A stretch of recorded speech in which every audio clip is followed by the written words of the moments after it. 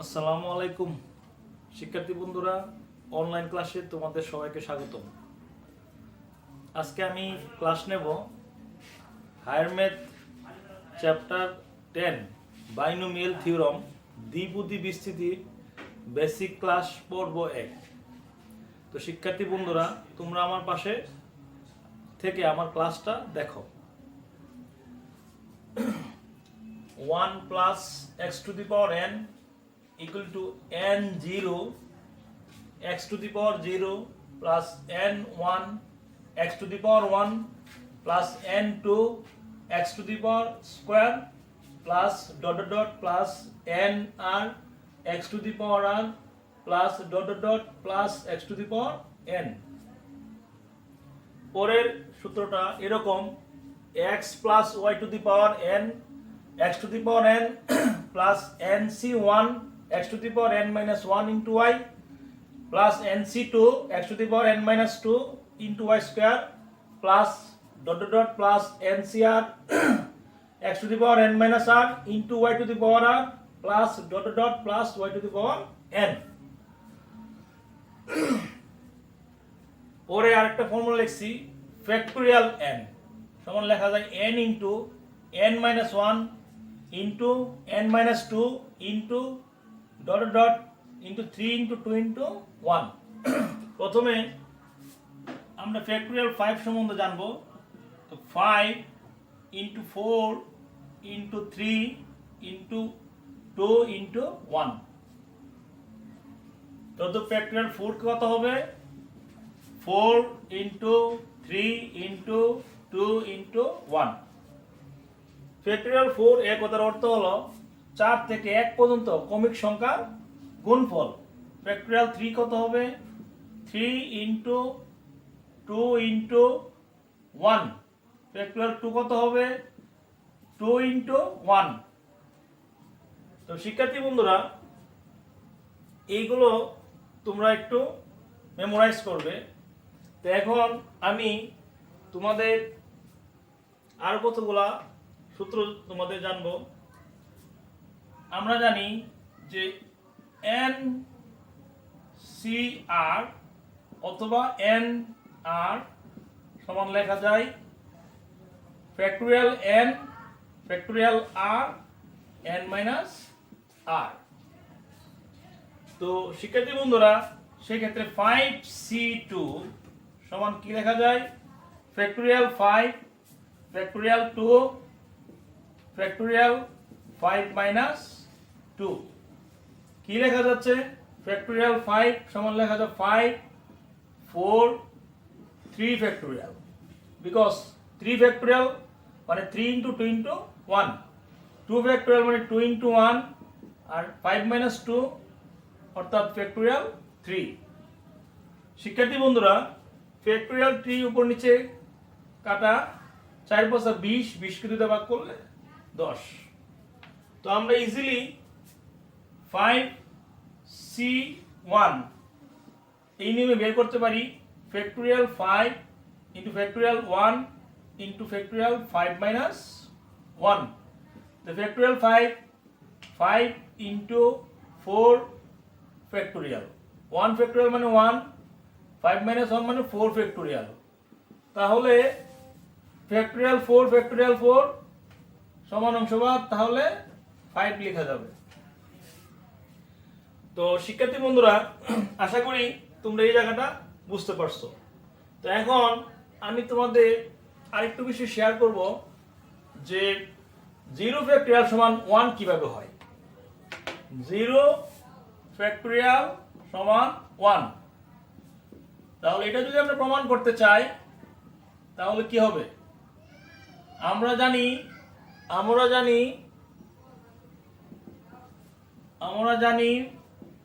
n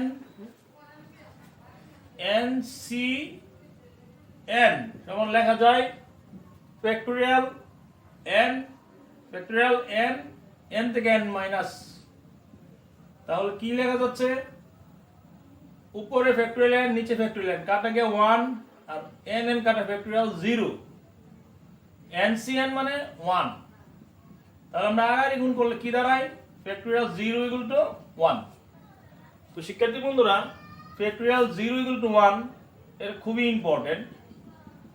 তো এরপরে আমরা আরেকটু অন্য অংশে চলে যাব। তোমরা দেখো, আমরা জানি যে n c n অথবা n n সমান লেখা যাবে কত? 1 1 লেখা যাবে। তাহলে কিভাবে লেখা যাবে? যেমন 5, তাহলে 5c5 কি লেখা যায়? 5 5 এটাকে লেখা যায় কত? 1 লেখা যায়। কারণ 5c5 লেখা যায় ফ্যাক্টোরিয়াল 5 ফ্যাক্টোরিয়াল 5 5 থেকে 5 বিয়োগ করো, তাহলে কি দাঁড়ায়? 5 5 কাটা 1, 5 - 5 হলো 0 ফ্যাক্টোরিয়াল, তাই 1 0 ফ্যাক্টোরিয়াল মানে 1 ইকুয়াল টু 1।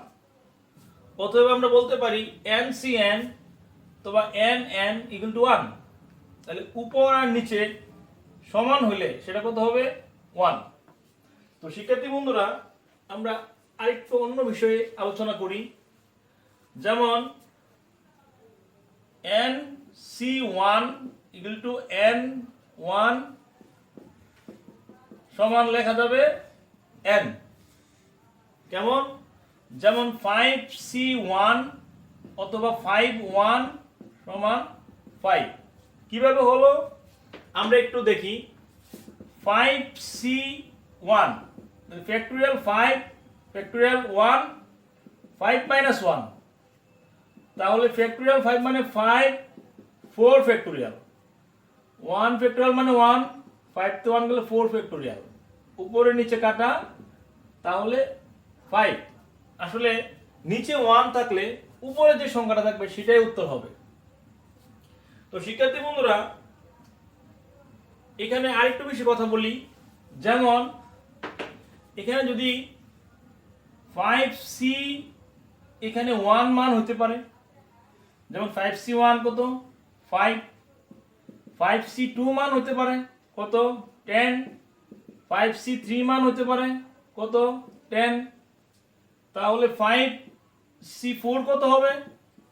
ফ্যাক্টোরিয়াল 5 ফ্যাক্টোরিয়াল 4 5 - 4, তাহলে 5 সমান লেখা যাবে 5 ফ্যাক্টোরিয়াল 4 নিচে ফ্যাক্টোরিয়াল 4, 5 তে 4 গেলে ফ্যাক্টোরিয়াল 1, তো 4 4 কাটা, 5 কে 1 দ্বারা ভাগ করলে 5।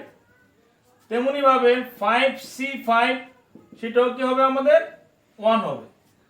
তাহলে সকল ক্ষেত্রে মান হচ্ছে, তাহলে আমাদের কি হচ্ছে না? যেমন 5c6 এটা কি নট ডিফাইন? Not define. কারণ কি? কারণ এখানে আমাদের একটা শর্ত আছে। যেমন 5c6 5 হলো n এর মান, 6 হলো r এর মান, তাহলে n এর মান r এর সমান হতে পারবে অথবা n এর মান r এর চেয়ে বড় হওয়া লাগবে। যদি n এর মান মানের চেয়ে r এর মান বড় হয়ে যায়, নট ডিফাইন। তাহলে এখানে যদি বলা হয় হাফ c2 এটাও কি হবে? Not define. কেন ডিফাইন?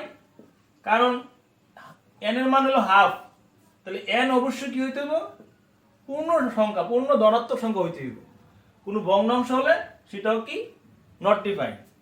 তাহলে যদি এখানে থাকে হাফ c1/3 এটা কি হবে? Not define. তাহলে এটাও কেন গ্রহণযোগ্য নয়? কেন? কারণ n greater than or equal r। অবশ্যই n stands for positive integer number আরও। তাহলে এখানে ভগ্নাংশ অথবা এখানে ভগ্নাংশ হলে সেটা ডিফাইন হবে না। তো শিক্ষার্থী বন্ধুরা বাইনোমিয়াল থিওরামে এটা তোমাদের পার্ট 1। যদি আমার ক্লাসটা ভালো লেগে থাকে তোমরা আমার ইউটিউব চ্যানেলে গিয়ে লাল বোর্ড অনলাইন ক্লাস সাবস্ক্রাইব করবে, এবং আশা করি আমার এই বেসিক ক্লাসে তোমরা অবশ্যই ভালো কিছু শিখতে পারছো। সবাই ভালো থেকো। আসসালামু আলাইকুম।